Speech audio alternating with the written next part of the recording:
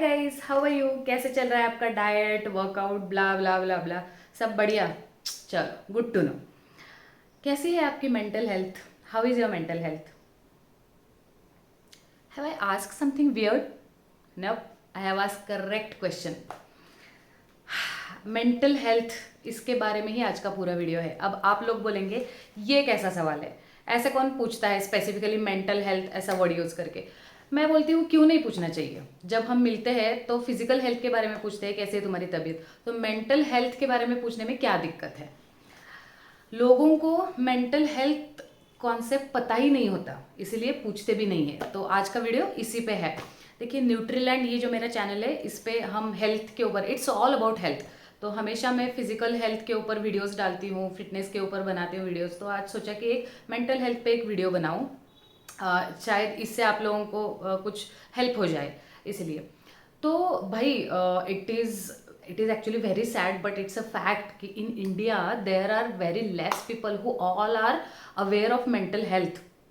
चलो, कोविड के बाद तो बहुत सारा अवेयरनेस आया है बड़े बड़े सिटीज़ में कि मेंटल हेल्थ नाम का भी कुछ होता है, और उसकी ट्रीटमेंट भी ज़रूरी है, और उसके बैड इम्पैक्ट कैसे कैसे है वो लोगों को पता है। बहुत कम लोगों को पता है। गांव में, छोटे शहरों में इसका कुछ आइडिया नहीं है। वो लोग तो भाई, वो लोग मानते हैं mental health is a myth, mental health नाम का कुछ होता ही नहीं है। ये सारे अमीरों वाले, पैसे वाले लोगों के नखरे हैं। भाई ऐसा नहीं होता। अपना जो ब्रेन है ना, ये स्टूपिड नहीं है, बहुत शातिर है ये। जोक सपाट, शातिर मतलब, मेरे कहने का मतलब है इसका जो ब्रेन का फंक्शनैलिटी है वो सबके लिए सेम ही होता है ना भाई।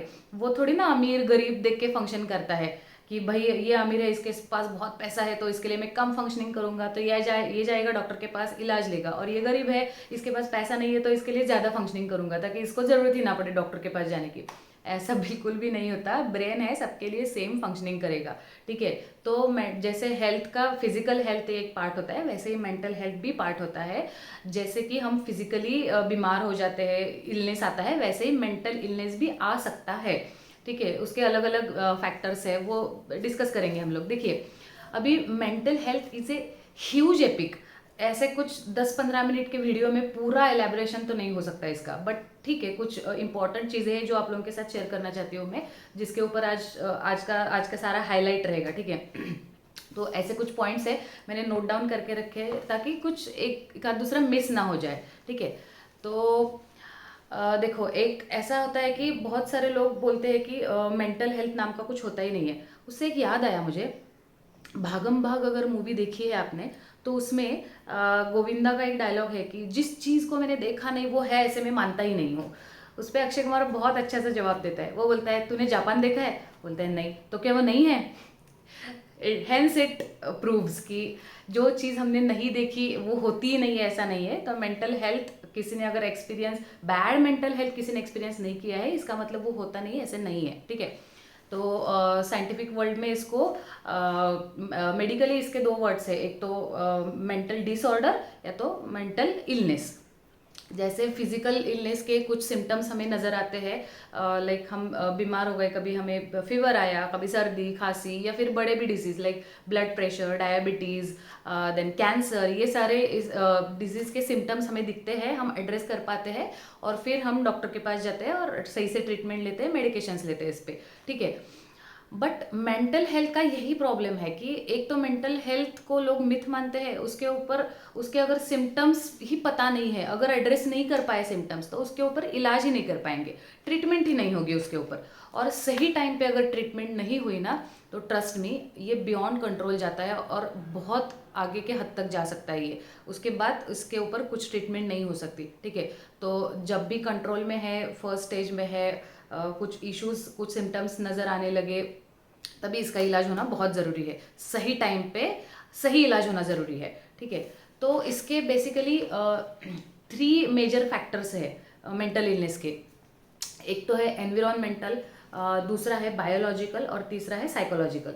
ठीक है? तो एनवायरमेंटल मतलब क्या? Environmental exposures before birth means इसके नाम में ही है।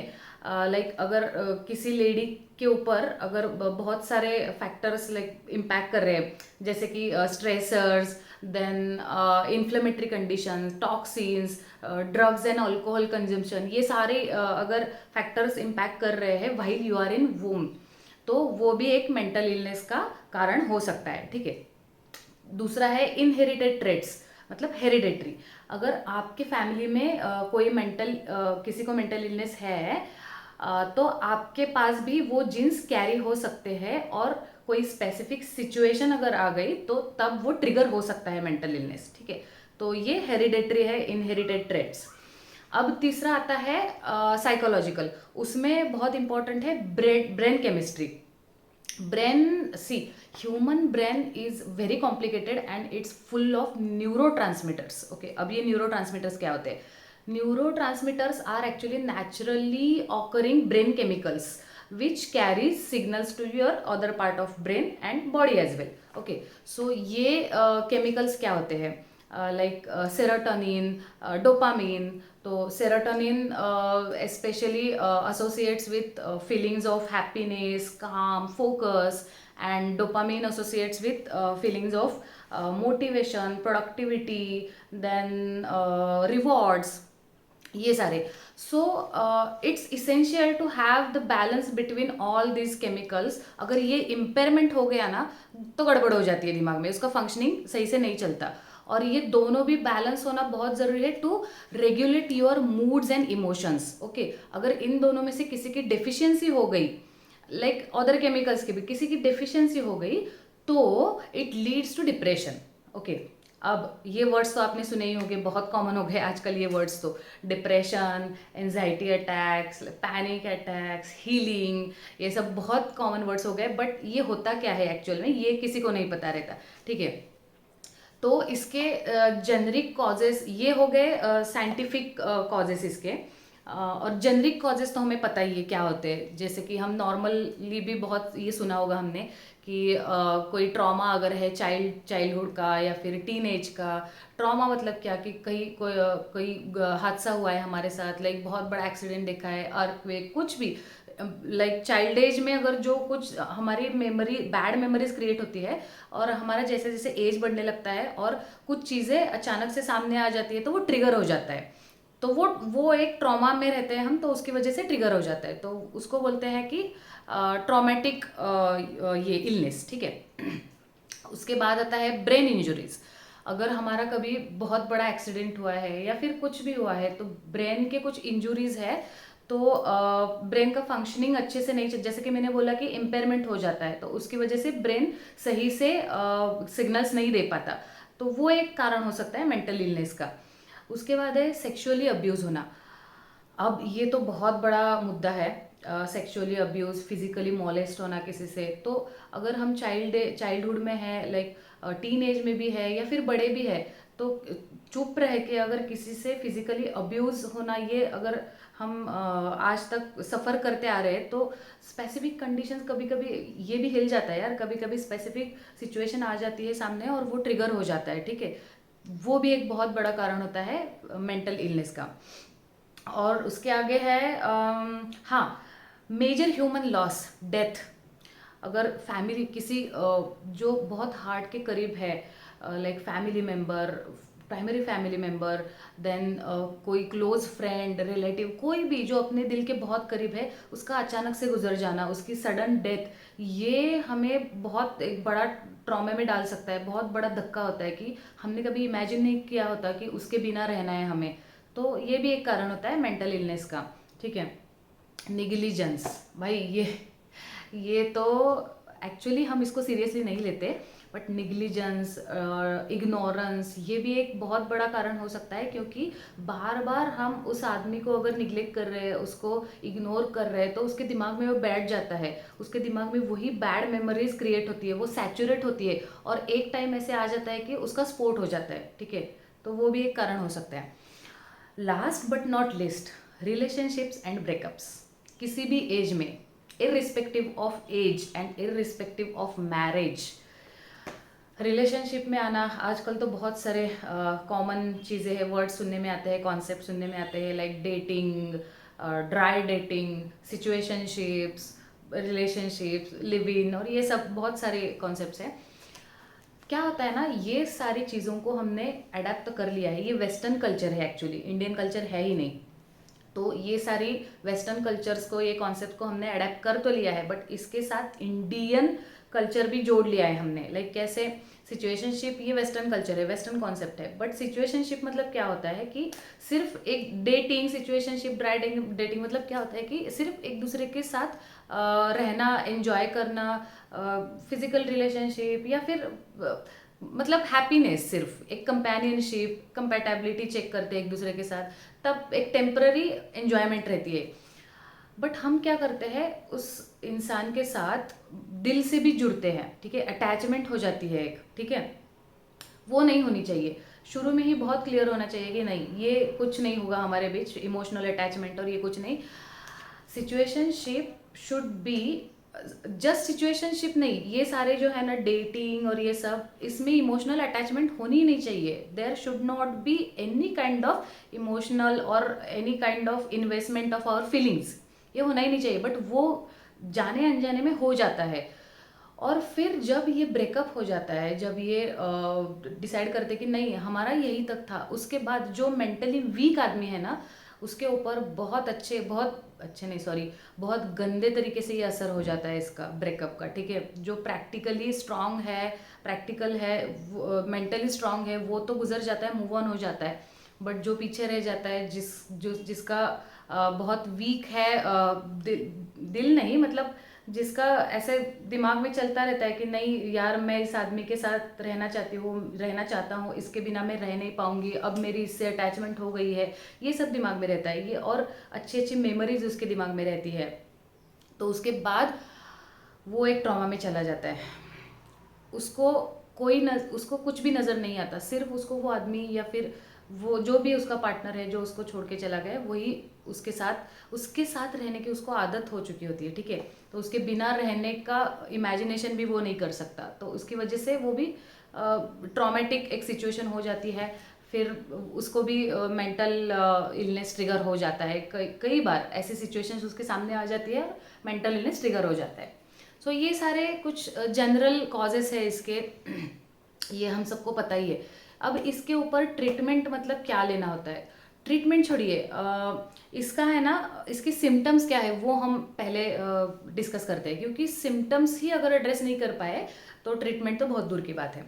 तो इसके बहुत सारे सिम्टम्स है, like sleep cycle, eating disorder, appetite, extreme weight loss, gain, isolation, like withdrawal from society, social activities, introvert, detachment, then mood fluctuations, extreme crying, then low energy, sex drive changes, then suicidal thoughts, self harm, ये सारी चीज़ें हैं। Like देखिए अभी क्या होता है, ये इसमें से कोई एक सिम्टम या दो सिम्टम दिखे तब आप मेंटली इल हो ऐसा तो नहीं मान सकते, ठीक है। अगर इसमें से बहुत 4-5 चीज़ें हैं, और भी है इसके सारे symptoms, like alcohol and drug consumption, फिर डे टू डे लाइफ का जो स्ट्रेस है उसके साथ कोप अप नहीं कर पाना, ठीक है, डील नहीं कर पाना, ये भी सारे सिम्टम्स ही है। स्लीप साइकिल मतलब आपकी स्लीप साइकिल टोटली डिस्ट्रॉय हो जाती है, आप कभी भी सोते हो, कभी भी उठते हो, नींद नहीं आती बहुत रात तक, आँख खुली रह के ऐसे ऐसे निगेटिव थॉट्स आते हैं मन में, ठीक है। तो वो स्लीप साइकिल डिस्टर्बेंस ही बोला जाता है उसको। फिर आता है एपेटाइट, मतलब टेंशन में, स्ट्रेस में आपका एपेटाइट बहुत कम हो जाता है, ठीक है, तो वो एक सिम्टम है। फिर अचानक से वेट लॉस होना, वेट गेन होना, एक्सट्रीम वेट लॉस होना, ये भी एक सिम्टम है। ऑफ कोर्स मतलब खाना नहीं जाएगा तो वेट लॉस होगा ही, ठीक है। ये एक है। फिर आइसोलेशन, ये बहुत बड़ा मुझे ये लगता है सिम्टम लगता है। जो एक्सट्रोवर्ट आदमी है, जो एक्सट्रोवर्ट इंसान है, वो अचानक से इंट्रोवर्ट हो जाता है, आइसोलेट हो जाता है। जिनका सोशल सर्कल बहुत अच्छा है, बट ये ऐसे कुछ चीज़ें होने से वो अचानक से खुद को एक रूम में बंद करने लगता है, आइसोलेट करके रखता है, किसी के साथ मिलना जुलना उसको पसंद नहीं आता, विड्रॉल फ्रॉम सोशल एक्टिविटीज़, ये बहुत इंट्रोवर्ट हो जाता है आदमी, बहुत ये एक बड़ा सिम्टम है इसका, ठीक है। उसके बाद आता है लो एनर्जी, लाइक फटीग सा लगता है, या फिर जो डे टू डे लाइफ अपनी है उसमें छोटे मोटे स्ट्रेस है, उसके साथ कैसे डील करना है, काम का, ऑफिस के यहाँ पे कुछ स्ट्रेस है, या फिर जैसे प्रोफेशनल लाइफ में, पर्सनल लाइफ में, कुछ भी घर में काम के बारे में कुछ स्ट्रेस है, उसके साथ अच्छे से डील नहीं कर पाते, अच्छे से कोप अप नहीं कर पाते हम। हमेशा ऐसे लगता है कि नहीं यार बहुत टायर्डनेस आया है, बहुत फटीग है, बहुत लो एनर्जी लग रही है, प्रोडक्टिविटी कम हो रही है, तो ये भी एक सिम्टम है उसका। देन सेक्सुअल परफॉर्मेंस खराब होना, ये भी एक उसका सिम्टम है, ठीक है। और हाँ, जैसे मैंने बोला ड्रग्स एंड अल्कोहल, तो बहुत सारे लोगों को ऐसे लगता है कि नशे में अगर खुद को डुबो दे तो टेम्पररी एक हल्का लगता है यहाँ से और हम सब भूल जाएंगे, ऐसा कुछ नहीं है। ये सब करके आप आपकी फिजिकल हेल्थ तो खराब कर ही रहे हो, मेंटल हेल्थ भी खराब कर ही रहे हो, ठीक है। दोनों हेल्थ आपकी खराब कर रहे हो by consuming drugs and alcohol. So ये भी एक सिम्टम है कि आप हद से ज़्यादा अगर अल्कोहल ले रहे हो, ड्रग्स ले रहे हो, तो वो भी एक बहुत बड़ा सिम्टम है। देन उसके बाद हाँ, last but not list, suicidal thoughts, self harm. बहुत सारे लोगों को उनका माइंड वीक रहता है, तो उनको समझ में नहीं आता यार अब क्या करूँ, मैं इस इंसान के बगैर मैं जी नहीं सकता या जी नहीं सकती, मुझे कुछ नहीं चाहिए, बस मुझे मरना है, बस मरने के थॉट्स आते हैं। एक्सट्रीम क्राइंग होता है, लिटरली मैंने देखा है, सुना है, वॉशरूम में जा जा के लोग रोते हैं, ज़ोर ज़ोर से रोते हैं, लिटरली चिल्लाते हैं, मूड फ्लक्चुएशंस हो जाते हैं, ठीक है। कभी पल भर में कभी हंसते हैं, पल भर में रोते हैं, पल भर में एंगर बढ़ जाता है उनका, बहुत ज़्यादा एक्सट्रीम लेवल का एंगर इशू। कभी इतनी अच्छी तरीके से बात करते हैं लोगों से, बहुत अच्छी तरीके, ये सारे मूड फ्लक्चुएशंस है, और उसी के कारण फिर सेल्फ हार्म और ये सब ट्रिगर हो जाता है और खुद को कुछ चोट पहुंचाते हैं। भाई ऐसा मत कीजिए, मेरी एक बहुत बड़ी सलाह है। आपको खुद की फिक्र नहीं है, बट आप जिनके कलेजे का टुकड़ा है ना, उनको आपकी बहुत फिक्र है, तो आप ऐसे खुद को चोट पहुंचा के सिर्फ खुद सेल्फ हार्म नहीं कर रहे हो, उनको भी हार्म पहुंचा ही रहे हो आप इनडायरेक्टली। सो ये बंद कीजिए, ये ठीक है, वो खैर वो अलग बात है, बट ये भी एक सिम्टम है, ठीक है। तो ये सारे सिम्टम्स, अगर इसमें से कोई बहुत कुछ सिम्टम्स आपको अपने में दिखने लगे, खुद में दिखने लगे, तो समझ लीजिए कि आपको एक प्रोफेशनल हेल्प की ज़रूरत है। अब आता है इसके ट्रीटमेंट का पार्ट। ट्रीटमेंट मतलब क्या, आजकल बहुत सारे गांव में, पता नहीं गांव में भी अभी हो रहा है ऐसे, थेरेपिस्ट और काउंसलर्स, इनके क्लिनिक्स सभी गांव में भी दिखने लगे हैं, बट शहरों में तो होते ही है, हर एक गली में होते हैं शहरों में आजकल। तो उनके पास डायरेक्टली जाना है, नेकेड होना है उनके सामने, नेकेड मतलब फिजिकली नेकेड नहीं, यहाँ से नेकेड होना है, जो भी आपके साथ हो रहा है, जो भी आपके मन में है, without having any fear of getting judged, ठीक है। क्योंकि काउंसलर होते ही वहाँ पे इसलिए है कि वो हमें जज नहीं करते, उनको हमें इससे बाहर निकलवाना होता है, ठीक है। क्योंकि हम लोग हमारे दोस्तों के साथ, फैमिली मेम्बर्स के साथ ये बातें नहीं कर सकते, क्योंकि वो जज करने लगते हैं हमें, भाई ऐसे क्यों किया तूने, ऐसे क्यों नहीं किया, ऐसे ये सब। तो काउंसलर्स ये सब नहीं करते, ठीक है।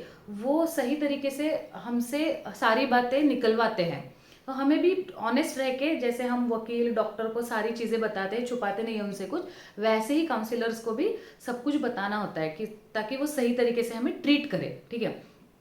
काउंसलर्स इनिशियल लेवल पे काम होता है उनका। उसके बाद आता है कि थेरेपीज, तो कुछ सेशंस होते हैं थेरेपीज के, लाइक 2 घंटे का, 3 घंटे का।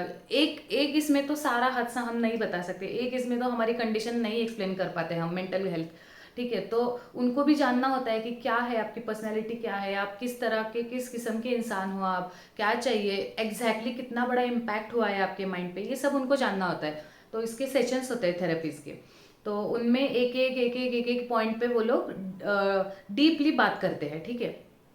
उनके एग्जाम्स भी होते हैं, एग्जाम्स मतलब एमसीक्यूज रहते हैं उस एग्जाम में, तो चॉइसेस दिए रहते हैं आपको, तो उनको देखना होता है कि आपका दिमाग किस तरीके से काम करता है, आप किस पर्सनैलिटी कैसी है आपकी, क्या है, ये सब उस एग्जाम्स के रिजल्ट में उनको नज़र आता है। उसके हिसाब से वो आगे का ट्रीटमेंट सजेस्ट करते हैं। अगर इन सब से भी आप क्योर नहीं हो रहे हो, तब वो लास्ट बता देते हैं कि आप साइकोलॉजिस्ट के पास जाओ, साइकियाट्रिस्ट के पास जाओ। अब साइकियाट्रिस्ट मतलब मैं पागल हूँ क्या, ऐसे बिल्कुल नहीं सोचना है, नहीं, ठीक है। और भी एक लोगों का मिथ है कि जो साइकोलॉजिस्ट के पास जाता है तो वो दवाइयाँ देते हैं, कुछ ऐसे टैबलेट्स देते हैं जिससे, नींद की टैबलेट्स देते हैं जिसकी आदत लगती है। भाई ऐसे कैसे होता है, ऐसे बिल्कुल नहीं होता।